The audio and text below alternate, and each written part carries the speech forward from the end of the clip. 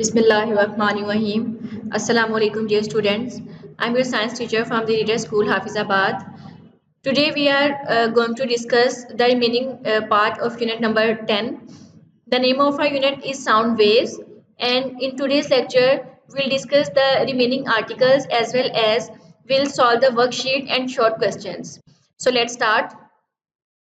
आज का हमारा टॉपिक है पिच एंड लाउडनेस.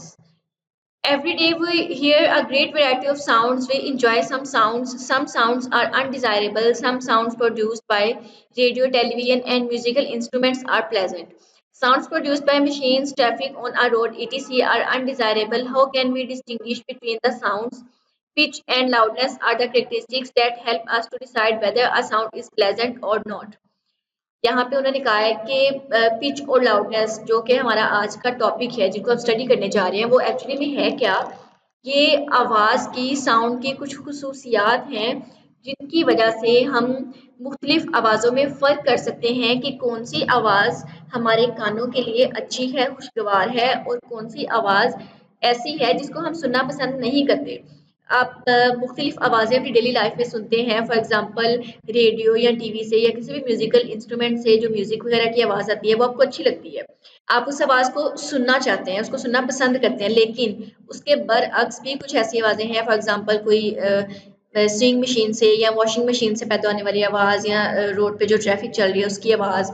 तो इस तरह की जो साउंड्स हैं वो आपको अच्छी नहीं लगती हैं. आपको ऐसे लगता है कि ये नॉइज़ पोल्यूशन क्रिएट कर रही हैं, आप इनको सुनना पसंद नहीं करते.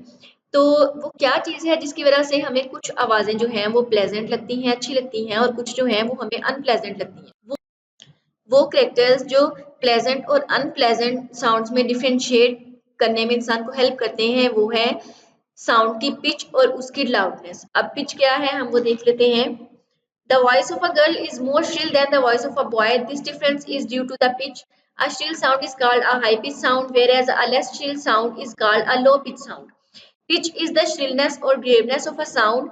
Pitch of the sound depends on the frequency of the sound wave. The higher the frequency, the higher the pitch is. कह रहे हैं पिच क्या है. इससे पहले हम जरा फ्रीक्वेंसी को रिवाइज कर लें. हमने प्रीवियस लेक्चर में फ्रीक्वेंसी को डिस्कस किया कि एक सेकंड में कोई भी मीडियम, कोई भी बॉडी, कोई भी ऑब्जेक्ट एक सेकंड में जितनी दफ़ा वाइब्रेट करती है उसकी नंबर ऑफ वाइब्रेशन कहलाती हैं उसकी फ्रीक्वेंसी. तो कह रहे हैं कि पिच जो है वो किसी भी चीज़ की फ्रीक्वेंसी पे डिपेंड करती है. एक चीज़ एक सेकंड में जितनी ज़्यादा दफ़ा वाइब्रेट करेगी हम कहेंगे कि उसकी फ्रीक्वेंसी भी उतनी हाई है और उसकी पिच भी उतनी ही हाई है. और जो चीज़ कम वाइब्रेट करेगी उसकी फ्रीक्वेंसी लो होने के साथ साथ उसकी पिच भी लो होगी. यहाँ पे दो वर्ड्स हैं श्रिलनेस और ग्रेवनेस. इनसे मुराद है आवाज़ की सख्ती. जब हम किसी भी आवाज़ की सख्ती की डिग्री को देख रहे हो कि कोई आवाज़ किस कदर तेज़ है, किस कदर सख्त है, तो उस टाइम पे हम उस आवाज़ की पिच फाइंड आउट कर रहे होते हैं. तो ऐसी आवाज़ जो ज़्यादा तेज़ ना हो, जो लो हो, ज़्यादा सख्त ना हो, जो कानों में चुभने वाली ना हो, उसको हम कहते हैं लेस श्रिल साउंड. तो हम कहते हैं कि ऐसी आवाज़ की पिच जो है वो लो है. जबकि ऐसी आवाज़ जो हमारे कानों में चुभे, ऐसे एकदम से तेज़ी से जाके कानों में लगे, ऐसी आवाज़ को हम कहते हैं हाई पिच साउंड या श्रिल साउंड. नेक्स्ट है लाउडनेस. लाउडनेस का वर्ड लाउड से है. लाउड यानी ऊंची आवाज़. Sometimes we need to shout in a louder voice. We have to use an extra energy. Loudness is related to the amplitude of a sound. The larger the amplitude, the louder the sound. Loudness helps us to distinguish a soft sound from a loud sound of the same frequency. किसी आवाज़ के ऊंचा होने से क्या मुराद है? उसकी आवाज़ का ऊंचा होना डिपेंड करता है उसके एम्पलीट्यूड पे. हमने अपने प्रीवियस लेक्चर में एम्पलीट्यूड को भी डिस्कस किया था कि साउंड वेव्स की जो एक खास किस्म की प्रॉपर्टी है वो है एम्पलीट्यूड. तो एक्चुअली में एम्पलीट्यूड है क्या? कोई भी, जैसे आप ये वेव देख रहे हैं फिगर 10.10 में, तो इस वेव का ये जो रेस्ट पोजीशन है यहाँ से लेकर इसकी ट्रफ के डीपेस्ट पॉइंट तक जो डिस्टेंस है ये कहलाता है एम्पलीट्यूड. इसी तरह इसी वेव का रेस्ट पोजीशन से लेकर इसकी क्रेस्ट की हाइट तक जो डिस्टेंस है वो कहलाएगा इसका एम्पलीट्यूड. तो किसी भी वेव का एम्पलीट्यूड जितना ज़्यादा होता है वो उतनी ही ज़्यादा लाउड होती है. उसके बरक्स किसी भी वेव का एम्पलीट्यूड अगर बहुत कम है तो इट मीन्स कि वो आवाज़ जो है वो लाउड नहीं है, वो सॉफ्ट साउंड है. तो हम ये भी कह सकते हैं कि जो लाउड साउंड्स हैं उनके एम्पलीट्यूड ज़्यादा होते हैं जबकि सॉफ्ट साउंड्स के एम्पलीट्यूड जो है वो कम होते हैं। तो जब इंसान ज़्यादा एनर्जी के साथ ज़्यादा ऊँची आवाज़ निकालने की कोशिश करता है, तो उस टाइम पे जो उसकी साउंड वेव्स बन रही होती हैं, वो बहुत बड़ी वेव्स होती हैं और उनका एम्पलीट्यूड भी बहुत ज़्यादा होता है। जितना ज़्यादा एम्पलीट्यूड होगा वेव का, उतनी ही हाई हमारी साउंड होगी। तो लाउडनेस जो है वो डायरेक्टली डिपेंड करती है, डायरेक्टली रिलेटेड है एम्पलीट्यूड के साथ। Making sounds. It is not difficult to make sounds, but it is sometimes difficult to see what is happening when sounds are made. यहाँ पे वो कह रहे हैं कि आवाज़ें पैदा करना, आवाज़ें बनाना मुश्किल नहीं है, लेकिन जब कोई भी आवाज़ प्रोड्यूस होती है, तो हमारे लिए उसे बाज़ों का समझना मुश्किल हो जाता है कि ये आवाज़ कैसे बनी है या ये दूसरी आवाज़ से मुख्तलिफ क्यों है। तो यहाँ पर नीचे उन्होंने 3 तरह की साउंड्स को कंपेयर किया है कि डिफरेंट मटेरियल ऑब्जेक्ट्स को आप जब वाइब्रेट करते हैं, तो किस तरह की साउंड्स प्रोड्यूस होती हैं। सबसे पहले है स्पून साउंड। जब आप किसी भी चम्मच को किसी खाली बाउल के किनारे के साथ हिट करते हैं, तो आप गौर से उसकी आवाज़ को सुनें। उसके बाद आप उसी चम्मच को किसी और मटेरियल ऑब्जेक्ट के साथ हिट करें और उसकी आवाज़ को सुनें, तो आपको दोनों आवाज़ों में बहुत फ़र्क महसूस होगा। उसकी वजह ये है कि डिफरेंट मटेरियल ऑब्जेक्ट्स जो हैं, उनमें साउंड डिफरेंट स्पीड के साथ ट्रैवल करती है। उनका एम्पलीट्यूड और फ्रीक्वेंसी डिफरेंट होने की वजह से साउंड जो है वो हमें डिफरेंट टाइप्स की सुनाई देती है। इसी तरह आगे है रूलर साउंड्स। आप किसी टेबल पे एक स्टील रूलर रखें, उसका एक किनारा जो है वो टेबल पे होना चाहिए और दूसरा उसका जो किनारा है वो फ्री होना चाहिए। आप एक हाथ से उसका जो फ्री एंड है उसको नीचे की तरफ पुश करें और उसके बाद उसे छोड़ दें, तो आपको अजीब किस्म की आवाज़ें सुनाई देंगी और वो आवाज़ भी है तो साउंड वेव्स ही, लेकिन डिफरेंट इस तरह से है क्योंकि मटेरियल ऑब्जेक्ट डिफरेंट है। नेक्स्ट है विंड इंस्ट्रूमेंट फ्लूट। फ्लूट कहते हैं बांसुरी को। बांसुरी एक ऐसा इंस्ट्रूमेंट है जिसमें सुराख बने होते हैं। एक साइड पे उसका माउथ पीस होता है जहां पर बांसुरी बजाने वाला फ्लोटिस्ट जो है वो अपना मुंह रखकर उसमें ब्लो करता है और ब्लो करने के बाद बांसुरी के आखिरी सिरे में कुछ जो सुराख हैं उनके ऊपर वो अपने फिंगर्स फिक्स करते हैं और उन फिंगर्स को बारी बारी उठाते हैं और जो होल्स हैं उनसे निकलने वाली जो हवा है जिसको उन्होंने अपने माउथ से ब्लो किया, वो डिफरेंट तरीके की वेव्स बनाती हुई जब गुजरती है तो उससे बहुत ही प्यारा म्यूजिक प्रोड्यूस होता है। तो ये भी साउंड वेव्स की ही एक बहुत अच्छी एग्जांपल थी कि किस तरह से साउंड वेव्स के फ्लो को भी कंट्रोल किया जा सकता है, उनकी वेवलेंथ को कंट्रोल किया जा सकता है और उससे बहुत प्यारी-प्यारी और बहुत अजीब-सी आवाज़ें भी प्रोड्यूस हो सकती हैं डिपेंडिंग ऑन कि साउंड वेव्स किस तरह की प्रोड्यूस हो रही। Next, applications of different sounds. Sounds are very important in our lives. We use many devices which produce different sounds. हमारी डेली लाइफ में साउंड्स जो हैं वो बहुत अहम रोल प्ले करती हैं। हम मुख्तलिफ काम करने के लिए आवाज़ों का सहारा लेते हैं, मुख्तलिफ तरीके से खुद को इन्फॉर्म करने के लिए, मुख्तलिफ तरीकों से वार्न करने के लिए वगैरह वगैरह। सबसे पहले उन्होंने कहा है डोर बेल। आपके दरवाजे पे कोई भी आता है तो या तो वो दरवाजे पे दस्तक देता है या डोर बेल जो है उसको रिंग करता है, तो आपको इससे पता चल जाता है कि कोई आपके दरवाजे पर आया है। अगर आवाज़ ना होती, किसी किस्म की साउंड ना होती, तो बाहर खड़ा हुआ जो पर्सन है वो आपको कैसे इन्फॉर्म कर पाता कि वो आपके दरवाजे के बाहर है, आपको दरवाज़ा खोलना है। तो डोर बेल जो है उसकी साउंड ने हमें ये फैसिलिटी प्रोवाइड की कि हमें पता चल जाता है कि हमारे दरवाजे के बाहर कोई खड़ा है। उसके बाद है टेलीफ़ोन। टेलीफ़ोन की जब भी आवाज़ आती है तो हमें पता चल जाता है कि कोई पर्सन हमसे बात करना चाह रहा है, कोई ऑनलाइन है, तो हम फ़ौरी से उस साउंड की तरफ अट्रैक्ट होकर फ़ोन को अटेंड करते हैं। सिक्योरिटी सिस्टम अलार्म जो हैं ये मुख्तलिफ बिल्डिंग्स में लगाए जाते हैं ताकि किसी भी तरह का कोई खतरा महसूस हो तो लोगों को उस खतरे से आगाह किया जा सके। जैसे ही कोई किसी किस्म का डेंजर जो है वो अलार्म के इर्द-गिर्द फ़ील किया जाता है, तो अलार्म जो है वो बजने लग जाता है और लोगों को पता चल जाता है कि यहाँ पर खतरा है, तो फ़ौरी से बिल्डिंग को खाली कर देते हैं। स्टीरियो प्लेयर पे आप अपने पसंदीदा सिंगर के गाने सुन सकते हैं, किसी भी तरह का म्यूज़िक आप जो है सुन सकते हैं स्टीरियो प्लेयर से। तो स्टीरियो प्लेयर पे भी जो आप जो कुछ सुन रहे हैं, that is due to the production of sound waves. उसके बाद है सायरन। सायरन जो है वो लोगों को किसी भी किस्म के खतरे से आगाह करने के लिए बजाया जाता है। रेडियो, रेडियो पे आप बहुत किस्म का म्यूज़िक सुन सकते हैं, आप डिफरेंट डॉक्यूमेंट्री सुन सकते हैं, प्रोग्राम सुन सकते हैं, उसके अलावा खबरें भी आती हैं। तो रेडियो भी एक ऐसा इंस्ट्रूमेंट है जो कि अच्छी आवाज़ के ज़रिए से हमें डेली लाइफ में बहुत हेल्प करता है डिफरेंट चीज़ों को सुनने में और समझने में।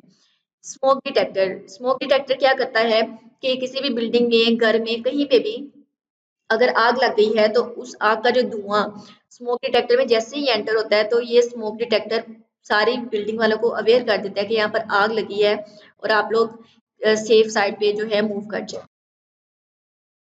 Extend your thinking. Sound waves need a material medium to travel. In a science fiction movie, a nearby spaceship explodes. You hear the explosion. Is this realistic? यहाँ पे उन्होंने कहा है कि खुद से सोचें कि आपको इतना तो पता है कि साउंड वेव्स जब भी ट्रेवल करती हैं तो उनको ट्रेवल करने के लिए लाजमी तौर पर किसी मीडियम का सहारा चाहिए होता है। बगैर किसी मीडियम के, बगैर किसी सोर्स के साउंड वेव्स मूव नहीं कर सकती। ये बात करने के बाद उन्होंने आपसे क्वेश्चन किया है कि आप कोई भी हॉलीवुड की या कोई भी साइंस फिक्शन मूवी देखते हैं तो उसमें आप देखते हैं कि कोई स्पेसशिप है जो कि अर्थ के करीब एक्सप्लोड हुई है, फट गई है, उसमें ब्लास्ट हुआ है और आपको वो एक्सप्लोजन, उसके धमाके की आवाज सुनाई भी देती है, तो क्या वो सच होती है? नहीं, वो धमाके की आवाज सच नहीं होती, क्योंकि स्पेसशिप अगर स्पेस में एक्सप्लोड हो रही है तो स्पेस में तो किसी तरह का कोई मटेरियल मौजूद नहीं है, वो तो एम्प्टी है, वो तो वैक्यूम है। हमारी अर्थ से बाहर जो स्पेस है बेटा, वो टोटली वैक्यूम है। वैक्यूम का मतलब है कि वहां पर हवा तक नहीं है। जब हवा भी नहीं है तो वहां पर साउंड ट्रेवल ही नहीं कर सकती। तो इस वजह से स्पेसशिप वगैरह के एक्सप्लोड होने की आवाजें हमें नहीं आ सकती। मूवीज में जो उन्होंने आवाजें प्रोड्यूस की होती हैं वो उन्होंने आर्टिफिशियली तौर पे बनाई होती हैं। Science, technology, and society. Sound waves with frequencies above the normal human range 20,000 Hz of hearing are called ultrasound. The sound waves which have frequencies below 20 Hz are called infrasound. Doctors use ultrasound to examine a patient internally. Manufacturers of concrete slabs use ultrasound waves to check the cracks or cavities in concrete slabs. यहाँ पे उन्होंने कहा है कि आपको अगर पिछला lecture का टॉपिक ऑडिबल फ्रीक्वेंसी रेंज याद हो तो हमने उसमें पढ़ा था कि इंसान जिस आवाज को सुन सकते हैं उसकी फ्रीक्वेंसी रेंज कितनी है, 20 हर्ट्ज से लेकर 20,000 हर्ट्ज तक। तो अगर कोई आवाज 20,000 हर्ट्ज से ज्यादा फ्रीक्वेंसी की है तो उस आवाज को हम कहते हैं अल्ट्रासाउंड, जबकि 20 हर्ट्ज से बिलो फ्रीक्वेंसी वाली जो साउंड्स हैं वो कहलाती हैं इंफ्रासाउंड्स। और आपको पता है कि हम अक्सर किसी भी तरह का हमें इंटरनल इश्यू हो तो हम डॉक्टर के पास जाते हैं अल्ट्रासाउंड करवाने के लिए। तो डॉक्टर्स एक्चुअली में क्या कर रहे होते हैं, वो 20,000 हर्ट्ज से अबव फ्रीक्वेंसी वाली साउंड वेव्स को यूज करते हैं। वो साउंड वेव्स हमारी बॉडी के इंटरनल पार्ट्स में एंटर होकर टकरा कर जब वापस आती हैं तो वो हमारी बॉडी के इमेजेस बनाती हैं कि बॉडी में कहाँ पर कौन सा इशू है, कौन सा स्ट्रक्चर जो है वो कैसे प्रेजेंट है, उसमें कोई एबनॉर्मलिटी है या नहीं, वो फिर डॉक्टर्स जो है एग्जामाइन करके हमें बताते हैं। इसी तरह से बड़ी बड़ी बिल्डिंग्स में आजकल बजरी की बहुत बड़ी बड़ी स्लैब्स यूज की जाती हैं। फ्लैट सरफेस होती है जिसको बिल्डिंग्स बनाने में यूज करते हैं। तो किसी तरह का स्लैब में अगर कोई डिफेक्ट पैदा हो जाए, कोई दरारें वगैरह आ जाए, तो उन दरारों को फाइंड आउट करने के लिए, उनका पता लगाने के लिए जो बिल्डिंग बनाने वाले हैं वो अल्ट्रासाउंड वेव्स को ही यूज करते हैं। साउंड वेव्स उन क्रैक से जाकर टकराती हैं और जब वापस आती हैं तो वो जब इमेज बनाती हैं, उस इमेज से मैन्युफैक्चरर्स जो हैं वो इस चीज़ का पता चलाते हैं कि क्रैक कितनी डीप है या किस कदर नुकसानदेह साबित हो सकती है। नेक्स्ट हम स्टार्ट करने जा रहे हैं वर्कशीट। उसमें सबसे पहले हम फिलअप्स को देखेंगे। Complete each of the following sentences by writing the correct term. यहाँ पर उन्होंने कुछ स्टेटमेंट्स दी हैं, आपने इन स्टेटमेंट्स को कंप्लीट करना है इनके आगे सूटेबल टर्म लिखकर। सबसे पहला पॉइंट है the lower portion of a transverse wave dash. एक ट्रांसवर्स वेव का जो सबसे लोअर पोर्शन है वो कहलाता है ट्रफ। द शिल्डनेस और graveness of a sound pitch. The distance a wave covers in 1 second speed.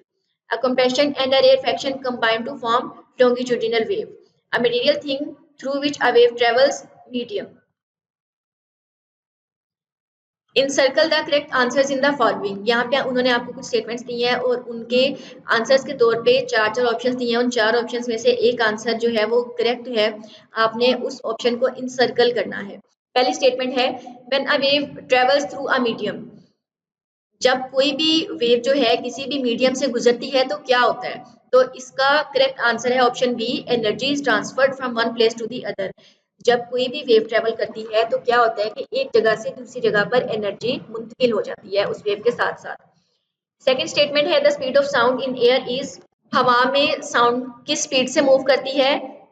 330 metres पर second, option D.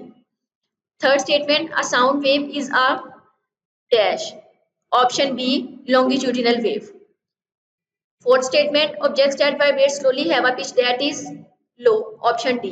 Fifth statement, sound waves travel more quickly through dash solids, option A. Complete the concept map given below. यहाँ पे उन्होंने एक concept map दिया है, हमने इसको खुद से कंप्लीट करना है। हमारे पास क्लू है साउंड का। Sound travels as, we know that sound travels as longitudinal waves. उसके बाद साउंड के कुछ करेक्टरिस्टिक्स या फैक्टर्स हमने लिखने हैं उनके यूनिट्स को देखते हुए। तो साउंड का ऐसा कौन सा करेक्टर है जिसको हम मीटर्स में मेजर करते हैं? वेवलेंथ। हर्ट्ज में हम मेजर करते हैं फ्रीक्वेंसी को, और मीटर पर सेकंड में स्पीड को। तो ये हमारा कॉन्सेप्ट मैप कंप्लीट हो गया। अब हम चलते हैं शॉर्ट क्वेश्चंस की तरफ। आपका पहला शॉर्ट क्वेश्चन है, define the wavelength of a longitudinal wave. The answer is, it is the distance between two adjacent compressions or rarefactions. It is measured in meters. Question number 2 is, name a few devices that use different sounds in our everyday life. The answer is doorbell, siren, telephone, radio, smoke detector, security system alarm, and stereo player. Question number 3 is, what makes some sounds louder than others? Answer, some sounds are louder than others because of the difference of pitch. Question number 4, what is the relationship between frequency and pitch? The answer is, the number of vibrations produced by a vibrating body in 1 second is called frequency.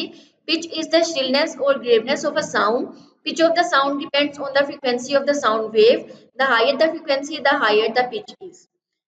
Short question number 5. How does sound travel? The answer is, the sound travels in the form of longitudinal waves. हमारे short questions यहाँ पे complete हो गए।